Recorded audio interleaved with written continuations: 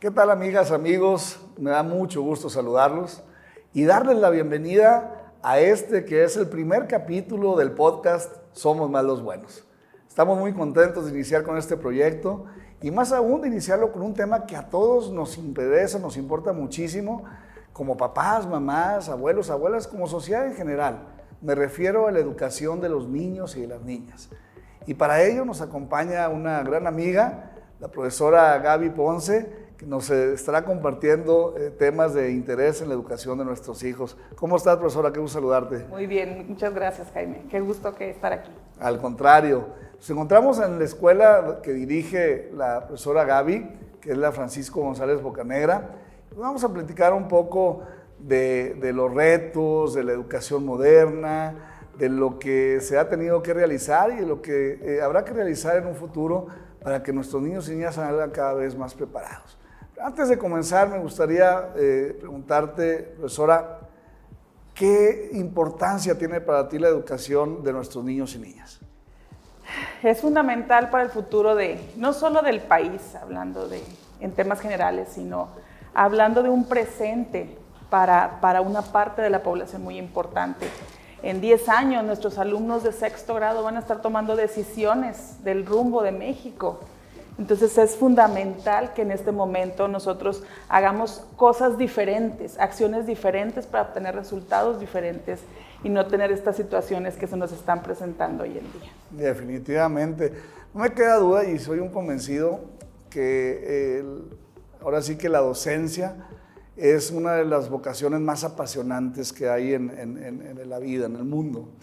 Y uno de los compromisos pues, más fuertes, ¿no? Porque en sus manos está, claro, y ahorita hablaremos de ello, en colaboración de padres y madres de familia y demás, pero en sus manos está la educación de los niños y niñas, ¿no? Y el compromiso es muy grande y bueno, pues al final el futuro, el presente y futuro de nuestro país está en las manos de nuestros maestros y de nuestros maestros, ¿no?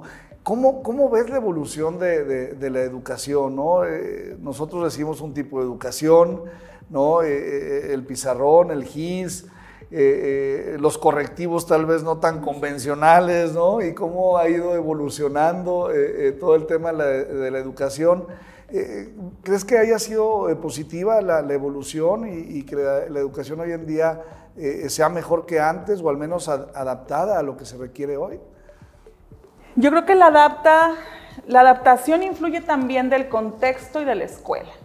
Y voy a hablar específicamente de esta escuela.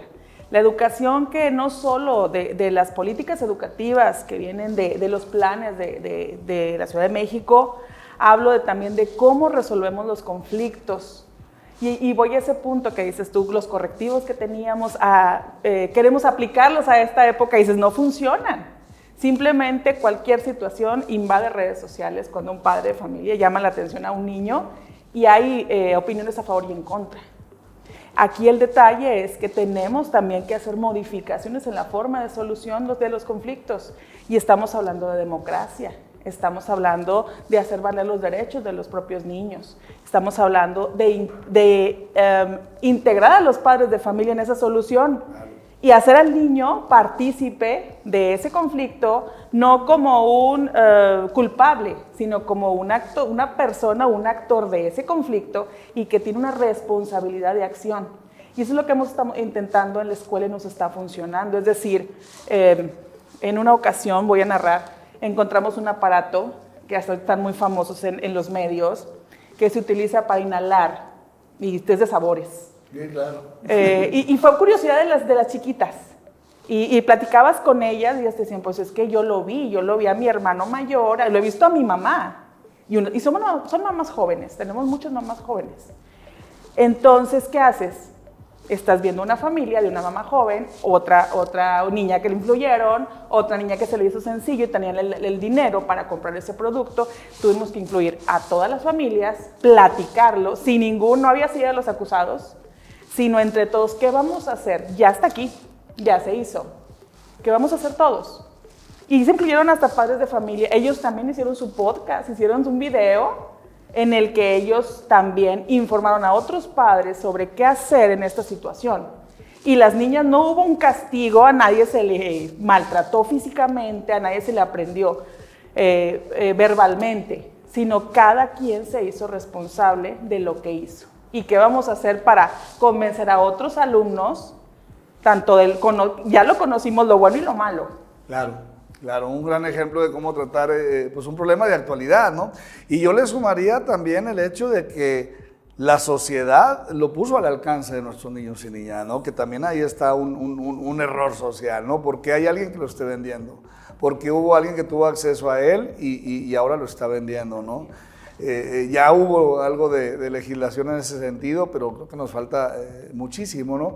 Y me llevas a un tema que me interesa muchísimo y que quiero compartir con quienes nos ven, nos escuchan, que es el tema de la educación, pero de la educación integral, ¿no? O sea, luego como papás, mamás es muy cómodo, ¿no? Pues el profe, la escuela, cuando en realidad una educación integral es una educación que se brinda en todos los escenarios, en todos los aspectos, en casa, en nuestro círculo familiar, con nuestras amistades y evidentemente también en la escuela, ¿no? ¿Cómo le hacen, Gaby, para incluir a toda la comunidad educativa, ¿no? Que es algo muy complejo, que sabemos que no es sencillo y sin embargo sé que aquí han tenido avances interesantes en ese sentido, ¿no? ¿Cómo hacer para despertar el interés y cómo hacer para que esa convivencia se dé de la mejor manera, que al final va y repercute de manera positiva en los niños y niñas, ¿no? Fíjate que es un tema bastante complejo, pero es una clave del éxito de cualquier escuela, los padres de familia. Al principio, cuando yo llegué a esta escuela, la escuela estaba apropiada, pero en el sentido de yo entro lo que hago, lo que quiero y digo lo que quiero. Empezamos a cambiar las políticas de a qué voy a la escuela, a qué vas a la escuela. Y al ver la problemática, muchos niños no traían tarea, mucho desinterés. Empezamos a acercar a los papás en cómo tu papá le puedes ayudar a tu hijo. Y hay una gran parte de padres de familia que no saben qué hacer, que quieren hacerlo, pero no saben cómo te ayudo si a lo mejor yo no recibí la educación. Simplemente la ubicación de la escuela, las características de la comunidad, tienes tú, la escuela, que hacer algo para apropiarse de ese padre de familia que quiere ayudar a su hijo y no está en condiciones. Tenemos abuelitos, muchos abuelitos, más del 40% de nuestra escuela son abuelos y quieren ayudar, pero no saben cómo. Entonces empezamos a hacer campañas de cómo enseñar al padre de familia a ayudarnos. Luego hicimos campaña teníamos muchos niños que faltaban, y decían, es que tiene que faltar porque yo voy al centro y de aquí a que voy y regreso ya no puedo venir por niño a la escuela. ¿Qué hago en casa? Empezamos a hacer campaña de cómo hacer tareas en casa con material manipulable. Entonces, el día que tú faltaras por cualquier situación, tú te llevas al niño, tú tienes que hacer el trabajo con el niño y ya se te enseñó a ti, papá, a trabajar con tu hijo. No hay excusa. Entonces, dejamos de faltar. Actualmente no te faltan, te tienen que avisar si faltan. Ya saben que hay una responsabilidad, pero ha sido una labor de convencimiento muy grande. Acercarlos y que vean que el trabajo es efectivo. Una de las cosas que yo sí veo ahorita, que nos hemos convencido mucho a los padres de familia, son los resultados. Los resultados con ellos. Porque padre de familia te va a decir, vaya, la del cabildo infantil, pues te va a decir, no, pues claro, es mi hijo, es mi hija. Pero todo el proceso atrás ha sido una gran labor. Hay una brecha muy grande entre la salud y la educación. Los niños que están ingresando a primero y segundo grados entran con alguna situación normalmente de lenguaje. Tú ves a los niños y dices, bueno, es que no habla completo.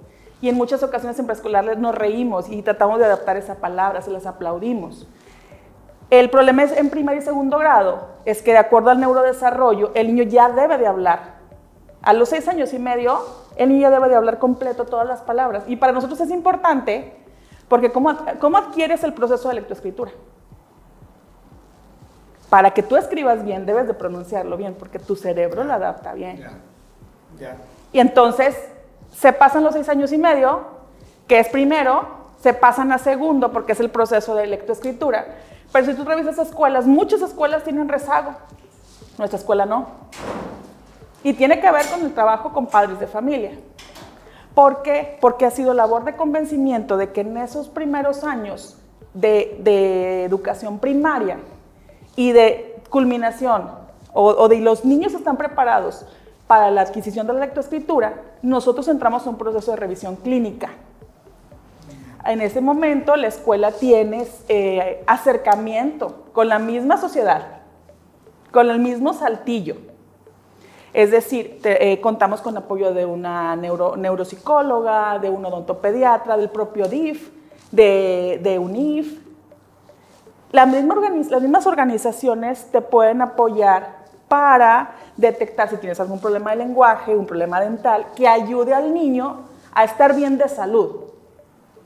Si el niño está bien de los 5 sentidos, te va a aprender perfectamente en el aula. Si un niño te descansó, te va a aprender perfectamente en el aula. Y a veces el papá no lo sabe. El papá a veces dice, yo lo mando a dormir, pero no sabe si descansó. Y un descanso, un sueño perfecto, es primordial para el aprendizaje a largo plazo. Se va el aprendizaje al hipocampo. El desayuno, ¿no? La buena alimentación. Entonces, todo ese proceso, nosotros hacemos un acompañamiento con el padre de familia. Ya lo llevé a la VR, ya lo llevé al CRE para una valoración, ya lo llevé con la doctora de lenguaje, ya lo llevé al CRIT. Y así hemos encontrado discapacidades no detectadas, trastornos, y no solo detectarlo, atenderlo. Claro. Y quieras o no, el que yo te acompañe a ti, papá, en ese proceso, es la confianza que tú me estás dando de tu hijo. Ahora, cuando un padre de familia encuentra una condición, es decir, es que el mío no habla bien, pero yo pensé que era normal. Así estaban todos.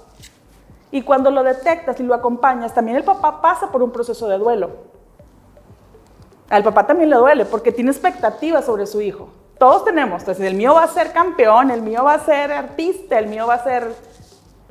Y el papá pasa por un proceso de duelo. Y nosotros acompañamos al padre de familia en ese proceso de duelo. Y creo que esos granitos, poquito a poquito, nos hemos ganado la confianza de padres de familia.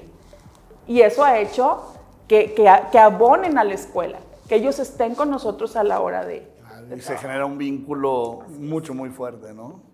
Y nos comentabas tú de algo, ¿no? Definitivamente vemos en la práctica cómo la labor de un profesora, pues va mucho más allá de una planeación educativa que es sumamente importante, más de estar frente a un salón de clases que es sumamente importante, pero cómo nos va llevando a diferentes planos en la vida de un niño y de una niña, ¿no? Y en tu plática nos comentabas de una u otra manera algo que me gustaría destacar y que también nos compartieras, y de lo cual soy testigo, cómo esta escuela ha tenido una incursión exitosa para llevar a los niños y niñas a desarrollarse en planos más allá de lo académico, ¿no? En lo extraacadémico, participando en diferentes concursos, debates, siendo seleccionados en el Cabildo Infantil, incluso han ido a la Ciudad de México como diputados federales. Platícanos un poquito cómo se han dado estos procesos y cuál es la clave del éxito, porque nos puede ayudar mucho a aplicarlo en otros lugares y también comprender la importancia de lo que es el desarrollo académico, sí, pero también de lo extraacadémico, ¿no? Que complementan de manera muy importante el desarrollo de nuestros niños y niñas. Algo muy interesante habría plantearnos desde el liderazgo, no solo el mío, de cada docente. Y a lo que me refiero es, cada maestro busca que su grupo termine el grado con el perfil académico, pero también cada maestro tiene su talento. Y cada maestro, a lo mejor el profesor que es de música, que le gusta la música, identifica el niño que mejor canta. Entonces partimos desde el talento del maestro y la profesionalización del maestro. Y les comentaba en otras ocasiones que hemos tenido capacitaciones desde la Ciudad de México en cuanto a neurociencia, o neuroeducación, mejor dicho, que es enseñar en armonía con el cerebro. Es decir, a lo mejor mi hijo no es bueno para las matemáticas. Y a veces los papás decimos, no, le voy a conseguir un curso de matemáticas, porque en matemáticas anda mal. Pero es muy bueno cantando, o es muy bueno haciendo, no sé, en la poesía, en oratoria. Tiene muy buen desarrollo del lenguaje. Entonces les buscan la clase de matemáticas, y para nosotros es al revés. Sí creemos que el examen de Olimpiada del Conocimiento Infantil es importante, pero no todos los niños, ni toda la sociedad en la actualidad, los que han salido con resultados académicos altos, quedas en un buen trabajo y eres feliz con ese trabajo. Entonces buscamos que ese niño sea un niño feliz, y en lo que le gusta hacer. Le buscamos ese gusto a su vida, a lo que yo quiero ser y a lo que yo quiero hacer. No me refiero que le quitamos obligaciones en cuanto al aprendizaje. Aprende, se enseña a todos los alumnos, pero tratamos de hacerlo en paz con ellos para que ellos aprendan contentos. Y aparte, no sé si se han dado cuenta, tenemos mucha relación con diferentes instancias. Tratamos de llevarlos no solo a museos, en otra ocasión lo llevamos a un hospital, a un centro de salud. Razón, simplemente mucha gente no conoce los centros de salud. Queremos en un accidente, bueno, que se vaya a tal instancia, que se vaya, pero no los conocemos, qué es lo que ofrece. Los hemos llevado a la radio y niños se han quedado ahí interesados y han incursionado y ahí se han quedado. Tenemos otro grupo de niños que son los guías de museos del centro de la ciudad, de Palacio de Gobierno, son alumnos de la escuela. Pero es el gusto, los acercamos a, y de ahí va saliendo ese gustito de quiero ser. Los resultados ahorita le comentaba, respecto al ICAI. Las 3 alumnas que representan el estado de Coahuila son de la escuela, 2 alumnos y una alumna, son de la escuela Bocanegra. Y platicábamos de cómo salió eso, cómo sucedió. Esa parte sucedió porque una alumna, que es la diputada del distrito 4, que es nuestra alumna, que se fue a México, empezó a sobresalir, dijo, yo quiero y yo lo voy a hacer. Pero otras alumnas la vieron. Y empezó a decir, si ella puede, yo también puedo. Y se contagia. Y lo mismo pasa con los papás. Si ella pudo, la mía también puede. Y es un impulso entre un padre y otro. El grupito de niños que fue al museo, se juntan los padres de familia, se hace una socialización, se les platica cuál es la intención, se les incluye. De hecho, en la mayoría de las salidas los papás van, porque también los papás no conocen el propio Saltillo.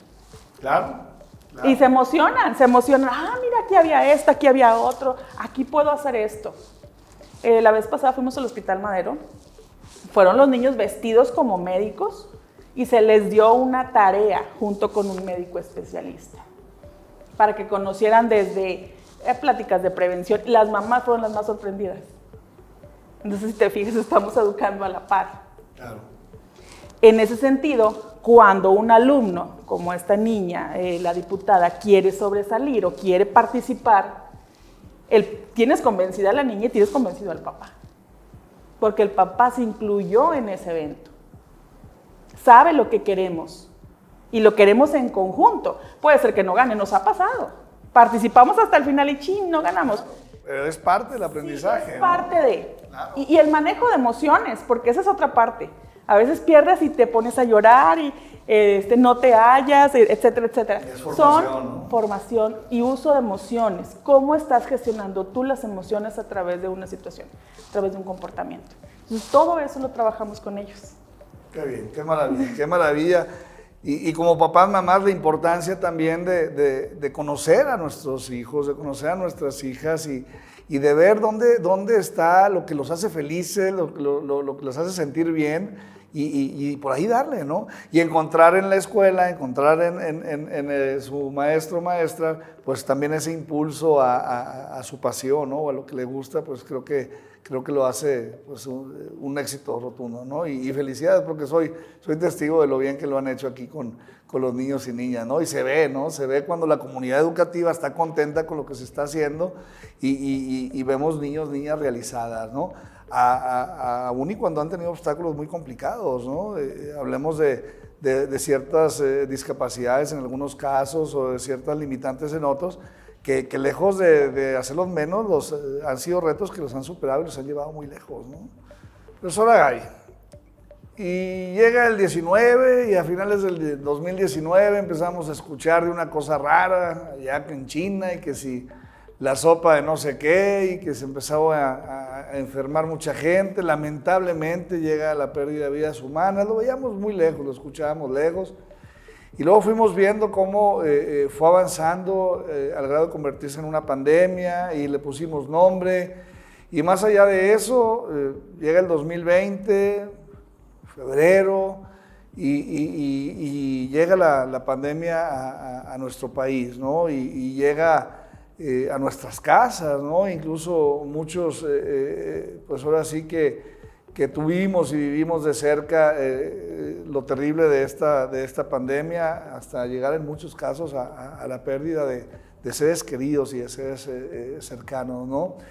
¿Y a qué voy? La realidad es que nuevamente los profesores, las profesoras nos ponen la muestra, nos enseñan lo que es esta gran vocación y se adaptan a la situación y asumen el reto y lo hacen de una manera loable, de una manera ejemplar. Me gustaría que nos platicaras un poco cuál fue tu experiencia, cuál fue la experiencia de la comunidad educativa, los niños, niñas. Indudablemente es un tema que quedará para la historia, que será imborrable en nuestras vidas, pero desde el punto de vista de la educación, ¿qué pasó con las maestras, los maestros? Para mí hubo dos grupos sumamente importantes y héroes en esta pandemia. Por un lado, todo el tema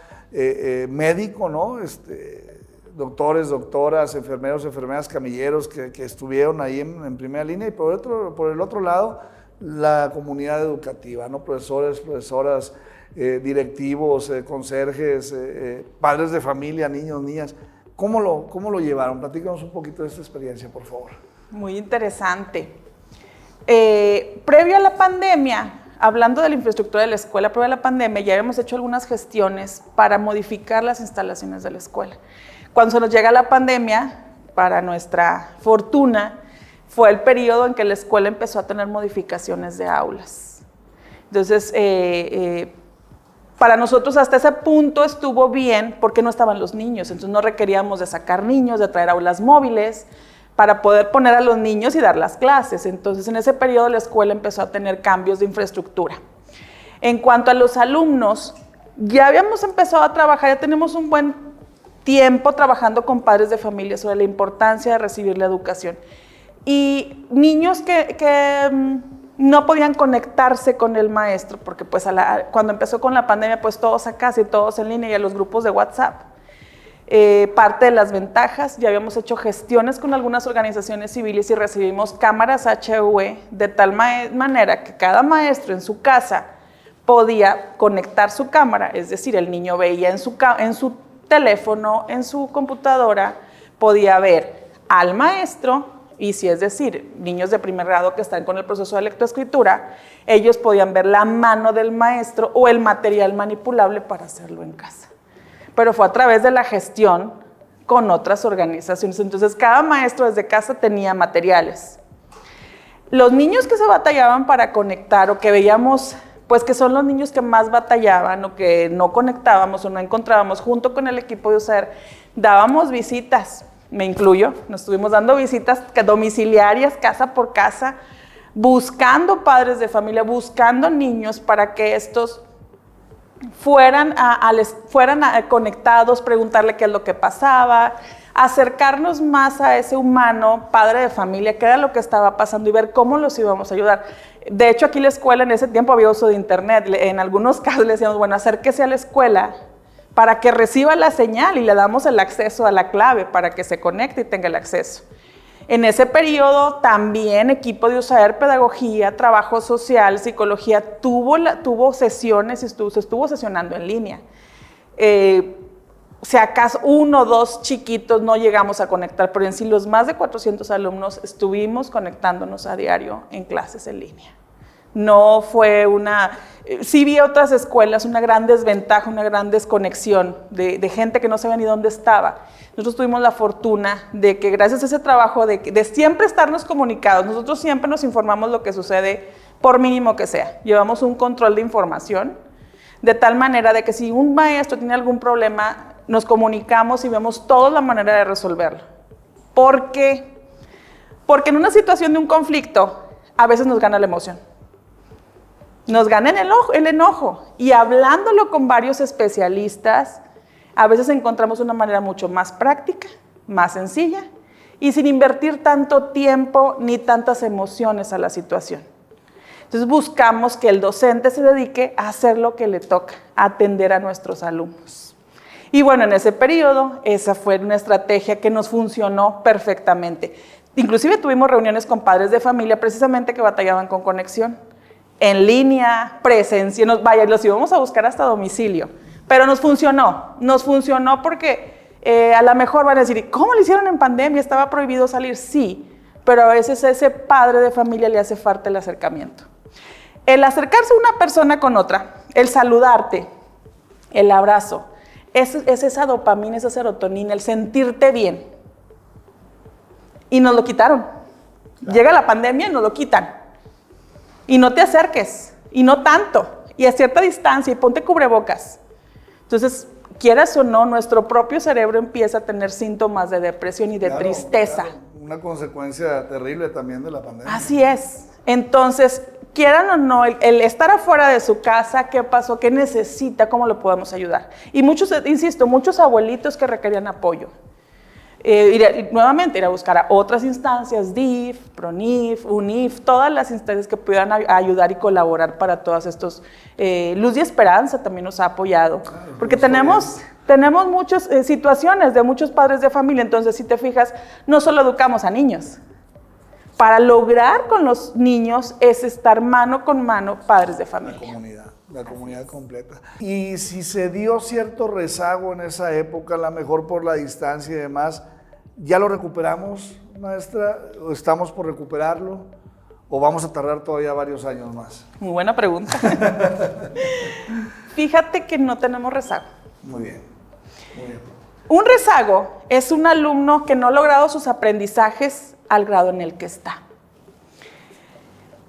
¿Cómo hacer esto? Me voy a regresar un poquito y lo tomé un poquito.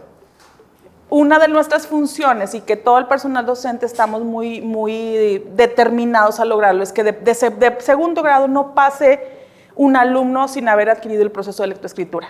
Porque un niño que no te lee y escribe, que pasa a tercero, es un niño que no va a aprender lo que debe de aprender en el tercero. El perfil de egreso le va a quedar muy grande. Y luego se va a cuarto, y en cuarto ya tiene que tener otros aprendizajes. Ya no solo son las tablas, son operaciones básicas, son diferentes. Es un aprendizaje mucho más amplio, más complejo. Y ahí se te va. Si no lo lograste, se te fue el niño. Y llegan a quinto y sexto y no leen y escriben.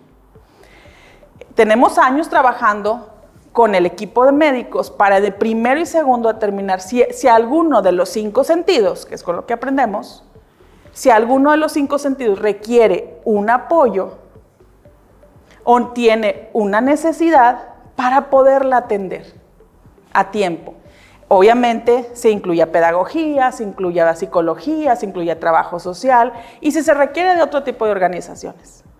Entonces nuestra misión es de que primero y segundo no pase, no que no pase, no significa que estamos reprobando, reteniendo, sino que todos hacemos el esfuerzo de que todos determinemos si tiene algo. Para esto ha habido mucha capacitación en neuro, muchos temas sobre neuro, doctores han estado capacitándonos para detectar elementos básicos que nos puedan decir el niño tiene algo y hay que investigar sobre qué. Nuestra principal pregunta es ¿por qué no aprende? ¿Cómo lo determinamos? Desde una evaluación, desde que tú lo ves el chiquito sentadito y dices, no habla. Esos son los que más nos deben de preocupar. Porque un niño que habla, un niño que grita, un niño que es desordenado, sabes que hay algo. Y hay que hacer algo por él. Te lo está pidiendo a gritos. Pero que no habla. Y el que no habla. Esos son los que más nos deben de preocupar. No pasa. Entonces, el docente en ese sentido no está solo. El profe, si en el momento que uno manifiesta, ¿sabes qué? Estoy viendo que este alumno ya le vi que no me está escribiendo con la izquierda, pero luego agarra con la derecha, se me distrae, se me sale, no me escucha. Bueno, porque no aprende. Y empezamos a ver si es el contexto, si es la familia, qué es lo que está sucediendo en familia, cómo nació, para empezar a investigar. Y hacemos todo un proceso de investigación, vamos a hacer expedientes sobre él, platicamos con padres de familia y desde ahí empieza nuestro acercamiento. El papá nos platica todos los sucesos, todas las situaciones e investigamos si es alguna situación auditiva, visual. Traemos campañas visuales inclusive del propio DIF. Buscamos la manera de llegar a todos los niños y que no tratarlos como el grupo de 36, sino este niño que requiere atención de mí. ¿Y qué voy a hacer yo para que él esté mejor? Con nombre y apellido, con una historia detrás, no es un número, no es un expediente. Así es.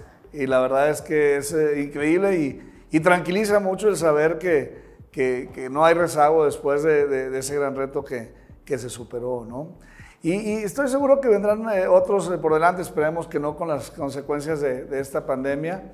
Hablamos de la educación a distancia, del internet, de las pantallas, y eso me lleva a preguntarte, profesora, el tipo de educación, las herramientas tecnológicas. Entramos en una era donde empezamos a hablar mucho de la educación digital y de que cada vez iba a ser menos el tema de los libros y demás, que al rato entramos también con ese tema que nos tiene ahorita vueltos de cabeza, y que íbamos a ir más hacia la tecnología, ¿no? y a adquirir conocimientos a través de herramientas tecnológicas y de pantallas y demás. Y ahora vemos ya algunas nuevas tendencias en otros países donde dicen, no, regresamos, menos pantallas y más contacto presencial y más escritura convencional y lectura convencional. ¿Cómo percibes tú esta situación? ¿Qué tanto nos están afectando las pantallas fuera del ámbito académico? ¿Cómo combinarlas con la educación en el ámbito académico? Más pantallas, menos pantallas. ¿Cómo sientes tú esta situación que a todos los papás también nos ponen un poco nerviosos, ¿no? Bien. Todo en exceso es malo. Todo, incluyendo las pantallas. Los aparatos electrónicos, si se lo das a un bebé, un chiquito, un recién nacido, o un niño de 6, 9 meses que ya te agarra un aparato, cuando tú quieres jugar con él o quieres llamar la atención, ¿qué haces? Le hablas, sonido, le pones juguetitos, movimiento, o le pones luz, algo que brille, que llame la atención. Entonces esto es luz, sonido y movimiento. Y todos estamos en esto. Y esto, que queramos o no, nos quita ese tiempo, nos quita la atención y nos quita capacidad de comprensión por el proceso, la intención con que están hechos los videos de 1 minuto. Y decimos todos, es 1 minuto, es un TikTok, es un Reel. No me voy a tardar 2, 3 minutos, pero sí me llevo 10 Reels, 10 TikTok.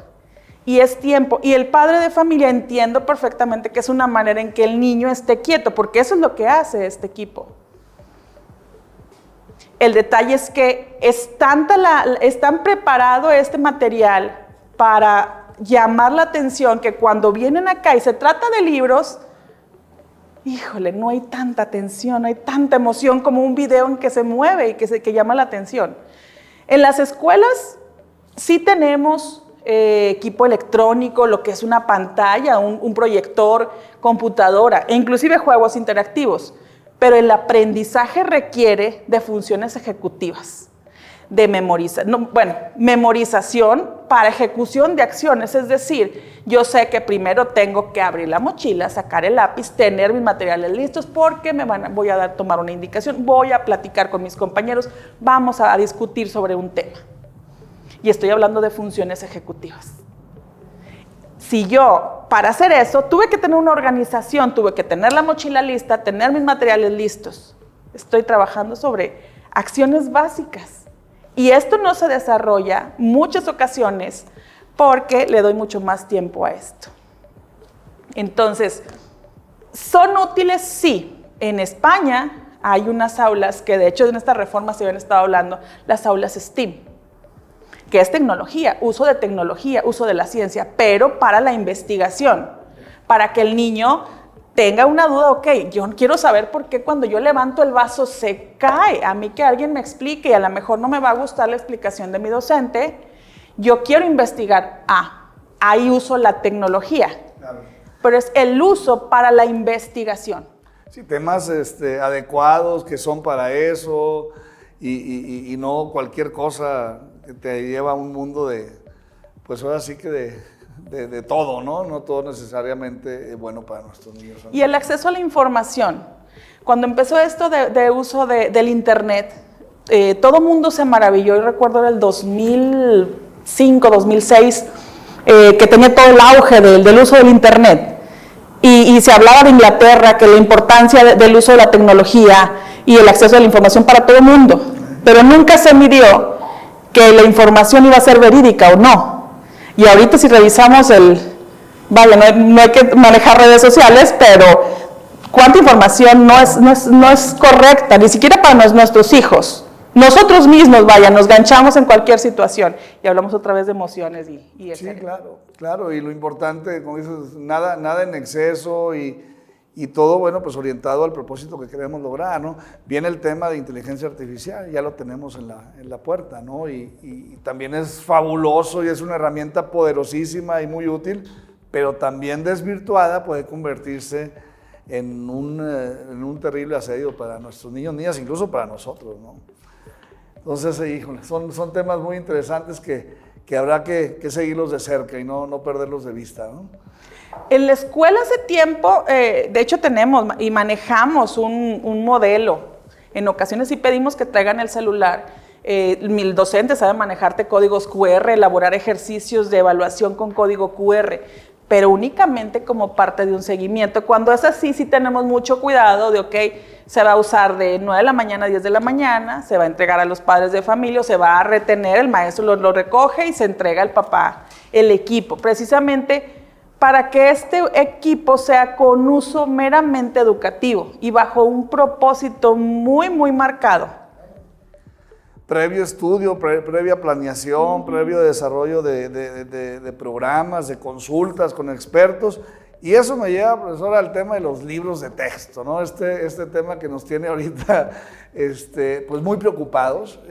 Yo estoy convencido que va mucho más allá de ideologías partidistas, de que queremos polarizar al país y demás. Este tema es un tema muy concreto, muy objetivo, que impacta directamente en nuestros niños y niñas. Por eso creo que tomó tanto vuelo, ¿no? Porque independientemente si coincides o no con una ideología, con un partido político, con un proyecto específico, pues al final estás viendo que les va a llegar un libro de texto a tu hijo, a tu hija, a tu niño, a tu niña, que no está completo, que tiene errores, que tiene ciertos contenidos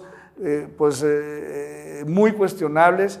Y se le rasca un poquito y se le investiga un poquito y te das cuenta que no hubo una planeación, que no hubo consultas con expertos, que quienes sacaron adelante esta propuesta, pues en realidad no tienen la expertise que se requiere para algo de estas dimensiones y que también se dejaron de lado conocimientos, que creemos que son fundamentales para el desarrollo académico de nuestros niños y niñas, ¿no? ¿Cómo ves tú esta situación, profesora, y qué solución le ves a este asunto que nos tiene pues hoy por hoy en ascuas, ¿no? Es un tema muy controversial, lo de los libros de texto. Fíjate que no es la primera reforma que tiene sus bondades y sus áreas de oportunidad.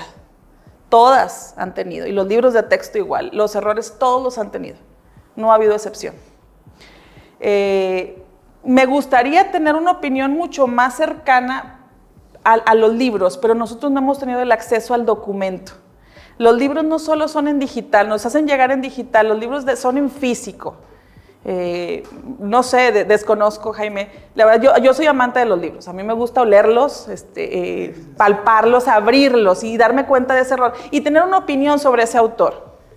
Si tú lees el libro del Principito y lo lees triste, lo que tú vas a percibir del libro es muy diferente que si lo lees un día en que estás contento. Y tu opinión va a ser diferente. Totalmente. Y es el libro del Principito. Es el mismo libro. Así es. Entonces, los libros de texto estoy de acuerdo que deben de manejar un contenido y tienen errores. Siempre lo han tenido. A mí me gustaría tenerlos. Yo creo que cuando ya los tenga con mi equipo docente, creo que lo que podemos hacer es, previo al trabajo con ellos, es hacer una modificación de tal manera que no se violente lo más importante, que es el derecho a la educación de nuestros niños. Siempre hemos hecho eso. encontramos errores, esto no se trabaja, esto se va a trabajar de manera diferente. Los libros de texto son un recurso nada más. Así es. Nos estamos dejando llevar por el furor de que tenía error con lo de Benito Juárez, el error de la fecha. Y todos, hay más de 20,000 comentarios al respecto. Y yo pregunto, ¿pues qué no estamos trabajando con que no se memoricen las cosas? ¿No estamos peleados con eso? ¿De que no se memoricen? ¿De que sea todo más práctico?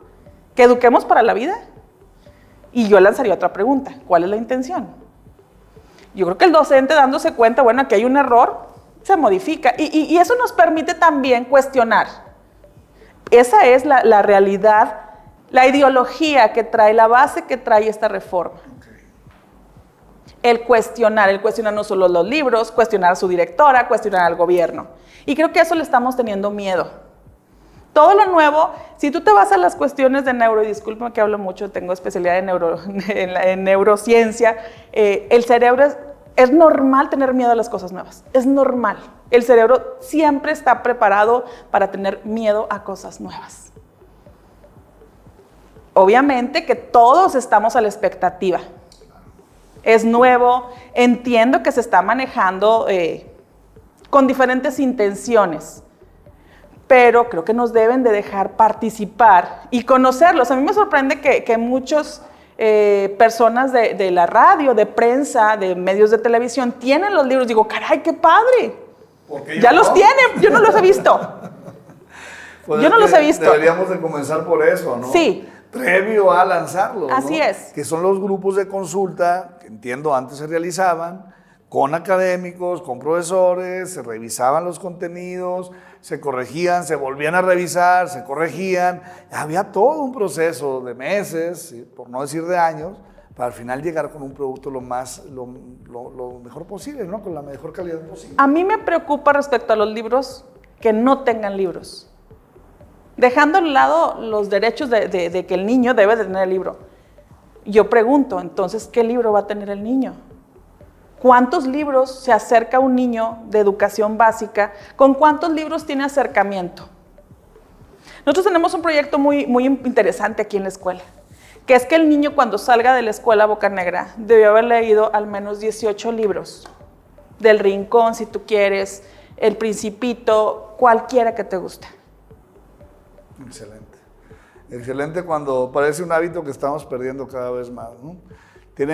Hoy en día tienen mucha competencia los libros con las series y con las películas y con tantas variables que inciden hoy en la vida de los niños y las niñas y de los adultos también. Confieso que personalmente he dejado de leer más a raíz de todo lo que la tecnología nos pone a la mano. Y a un docente le debe de gustar leer, porque ¿cómo vas a enseñar tú a leer si a ti no te gusta leer? Claro. Y para que a ti te guste leer, tú debes de conocer al autor del libro. Debes de conocer cómo en la época, el periodo en el que estaba, por qué intenta informarte de eso, por qué te platica sobre eso. Despierta la imaginación y la creatividad y temas que ningún otro ejercicio te lo va a dar, ¿no? Entonces me regreso, ¿qué libros va a tener el niño? Maestros que no les gusta leer, ¿qué libros va a tener acceso el niño? ¿Sin libros? No digo que se haya hecho, yo desconozco si los libros se hicieron con el propósito de que salieran mal, o si fue un error. Todos hemos tenido errores. Entiendo que dices, no puede ser, de Benito Juárez, pero creo que hay un trasfondo con esas intenciones. No me dejo de llevar mucho por las redes sociales ni periódicos y trato de no opinar hasta no tenerlos, y trato de ocuparme de lo que sí me compete. En determinado momento que se entreguen, mi personal y yo vamos a revisarlos y es, bueno, esto sí, esto no. En cada libro vienen 69 proyectos. Lo vamos a algo de que no se ha hablado. No se van a trabajar 69 proyectos en un ciclo escolar. Un proyecto es para 15 días, 2 proyectos mensuales. Estamos hablando de 10 meses. No vas a trabajarlos todos, ni la mitad. No vas a ocupar todos los libros. Van a trabajar proyectos de acuerdo a las necesidades de la escuela, al contexto que te pueda apoyar. Entonces no se requiere que todo el libro esté completamente bien. Simplemente hay información científica que cambia día a día. y a lo mejor va a salir, se va a corregir y al otro día va a salir nueva información y nunca va a estar la verdad que queremos ver. Por eso creo que los libros, los niños deben de tener libros. No quisiera ver opiniones ni opinar con respecto a otros temas. Quiero hacerlo únicamente con respecto a la función que estamos haciendo. Los padres de familia, te he visto muchos papás al respecto de los padres. Yo creo que lo más importante aquí es que, más que opinar sobre los libros, sería estar al pendiente todos los días. ¿Qué viste en la escuela? ¿Qué hiciste? Porque muchos papás no conocen a sus hijos. Pues qué plática tan interesante, profesora. Te agradezco mucho que nos compartas todo esto que has ido viviendo a través de tu carrera y creo que los hemos platicado a lo largo de esta charla. Sin embargo, me gustaría que nos resumieras cuáles son los retos que tú ves para la educación de nuestros niños y niñas, ¿no? ¿Qué retos vemos por delante? Y bueno, pues la manera en que podremos enfrentarlo, ¿no? Retos, algo que yo he manejado mucho y lo he vivido aquí en la escuela es la falta de atención. Yo creo que a Coahuila podemos despuntar en mejores resultados atendiendo cuestiones básicas de salud que hemos estado dejando pasar por las mismas cuestiones sociales, laborales, y estas cuestiones de salud impactan directamente a la educación. Lo hemos vivido aquí en la escuela, atendiendo cuestiones de salud muy básicas. Hemos tenido logros educativos, le hemos dado seguimiento alrededor de 2-3 meses a cada situación y hemos obtenido logros muy interesantes. Diagnósticos que se habían dado a niños que no eran reales o que influimos para que estos se mejoraran y se modificaran. Entonces creo que es un reto muy interesante para el estado de Coahuila, porque sería unir a dos profesiones que trabajamos con los seres humanos.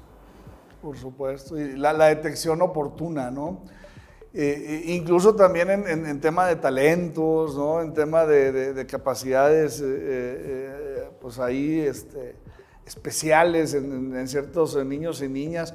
Creo que sí es algo lo que padecemos como mexicanos y mexicanas, incluso en nuestro país, ¿no? El detectar a tiempo esos talentos, esas...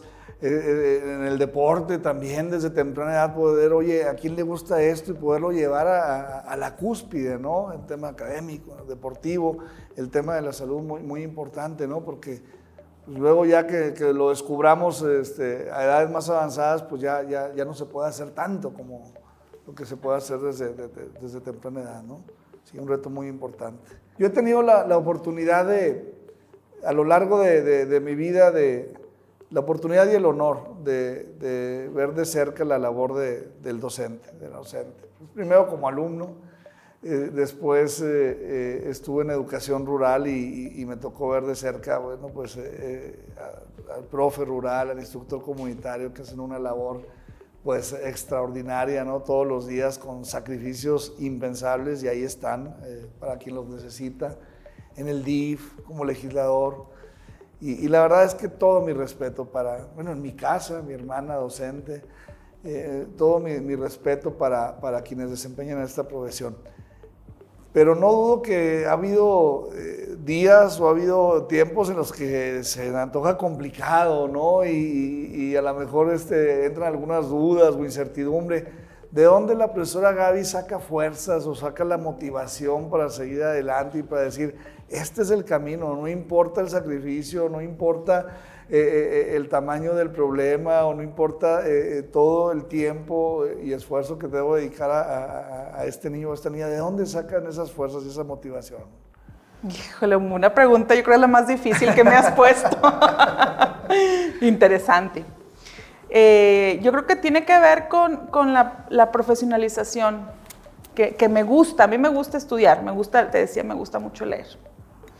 Tengo una maestría en neuroeducación y la estuve bajando y entendiendo aquí en la escuela. Lo viví con mi hija. Esta parte de batallar para el aprendizaje, yo me decía, ¿por qué no aprende? Y es esa parte de la mamá, de decir, ¿cómo la hija de la directora no va a aprender? Y me encontré con una situación de salud que yo tampoco había atendido y no me había dado cuenta, junto a la par que estaba estudiando. Así que Me tocó comprender desde la mamá, la estudiante y luego la profesionista y acompañar a mi hija. Y en ese sentido, cuando yo me toca detectar, lo compartí con mi personal y así como me capacité, me armé para capacitar también al personal. Tenemos capacitaciones desde la Ciudad de México. Y empezamos a traer gente, médicos, doctores, de tal manera de que desde nuestra aula poder darnos cuenta que podemos hacer algo. Si no lo hago, yo veo familias, fíjate, y hace poquito veo familias, veo una con una dificultad de lenguaje y decía, a lo mejor me estoy equivocando, a lo mejor el niño habla así porque ve a papá y mamá. Después de toda una revisión, resulta que la mamá y el papá traían un problema biológico, no atendido, de años, y son adultos ya integrados a la sociedad. Y me da gusto decir, ok, me siento mal por esas personas, pero es que bueno que puedo hacer algo por el niño. Claro. No siempre es bueno, no siempre los papás aceptan un diagnóstico, estamos hablando de un proceso de duelo, no siempre te creen, pero poquito a poquito hemos ido ganando terreno. No siempre son victorias. A veces sí te da tristeza. En un caso me tardé 5 años en convencer a una mamá para una atención de un niño y sí había algo, sabíamos que había algo. ¿Y finalmente se atendió? Sí se atendió, pero bueno, insisto, no todo es bueno. Tratamos de ayudar a todo. Esa Gaby sí se entristece a veces. Claro. Pues, pero siempre me levanto al otro día diciendo, no, algo bueno va a salir hoy. Alguien más se va a tener que atender. No se puede ser maestro o maestra sin sensibilidad, ¿no? Son súper sensibles y esa misma sensibilidad te hace, pues, aprensiva a estos temas, ¿no? Pero yo creo que, como bien lo dices, con un solo caso de éxito, de intervención oportuna, pues, está la motivación para seguir adelante, ¿no? Fíjate que yo tengo un dicho bien básico.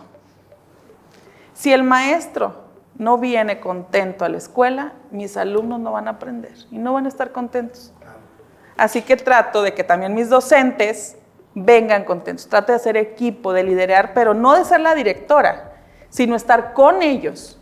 Es decir, cuando ellos me buscan y tengo una situación con este alumno, viene y se duerme en clase, trato de hacer un acompañamiento, no fiscalización. No ir y te voy a revisar y palomita, sino qué puedo hacer por ti, vamos a revisar lo que te dijo la mamá, pásame el número de teléfono, déjame yo le marco, déjame le hablo, yo te acompaño, vamos a una reunión con la mamá, vamos a platicar, tú le expones, yo le voy a atender desde otros temas, y esa es la parte que a mí la maestría me ha ayudado, de poder atenderlo, a hablar con el papá desde la necesidad de su hijo, y priorizar al hijo, porque a veces mamá te dice, no, es que yo no puedo, yo tengo que hacer esto, pero no estamos viendo al niño que tiene una necesidad y te la está pidiendo a gritos. Entonces hago un acompañamiento de tal manera que no se haga pesada la carga. Y yo creo que eso es lo que a mí me motiva mucho.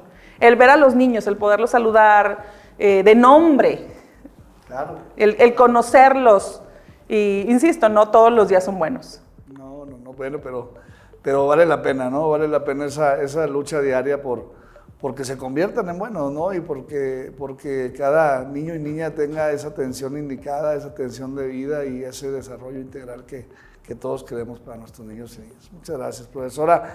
Si te parece, me gustaría cerrar con un ejercicio de ping-pong, ¿no? Varias palabras que te voy a comentar y bueno, pues tú nos des una idea de lo que tú tienes acerca de estos términos, ¿no? ¿Te parece bien? Bueno, vamos con el primero. TikTok. Ay, no me gusta. Para nada me gusta. No le encuentro sentido a los TikTok. Ya, se va. Pandemia. Creo que fue un espacio para encontrarnos a nosotros como seres humanos.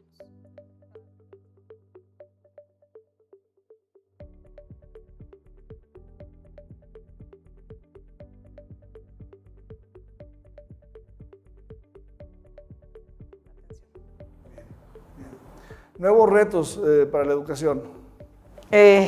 La salud en nuestros niños que afectan y van directamente a la educación. Una educación de calidad. Ese es uno de los grandes retos sobre todo para el estado de Coahuila. Bien. Neurociencia. La dices y me brillan los ojos, la amo, la amo. Es todo el aprendizaje del cerebro a favor de nuestros niños. Hay una autora que es Leslie Hurt y dice, no puedes enseñar sin conocer el cerebro es como querer hacer un guante sin conocer la mano. Entonces es necesario conocer cómo aprenden nuestros alumnos para saber cómo enseñar. Y hemos empezado desde hace mucho tiempo al revés. Claro, interesante. Valores para las nuevas generaciones. Yo me iría por la disciplina, y hablo disciplina para el aprendizaje, desde los hábitos, desde los valores de casa y desde el trabajo diario. Hay una frase que dice que el hábito vence a cualquier persona con muchos conocimientos. Entonces, la disciplina para el aprendizaje es básico para cualquiera. Excelente, muchas gracias. Al contrario, muchas gracias por a ti. compartirnos tanto. Te agradecemos mucho y a seguir echando todas las ganas. Y a ustedes, amigas, amigos, muchas gracias por acompañarnos durante este tiempo. Les agradecemos mucho su atención. Esperemos que les sea de utilidad lo que aquí comentamos. Los invito y las invito a que nos sigan para que sean testigos del segundo capítulo de este que es el podcast de Somos Más los Buenos. Hasta pronto y muy buen día.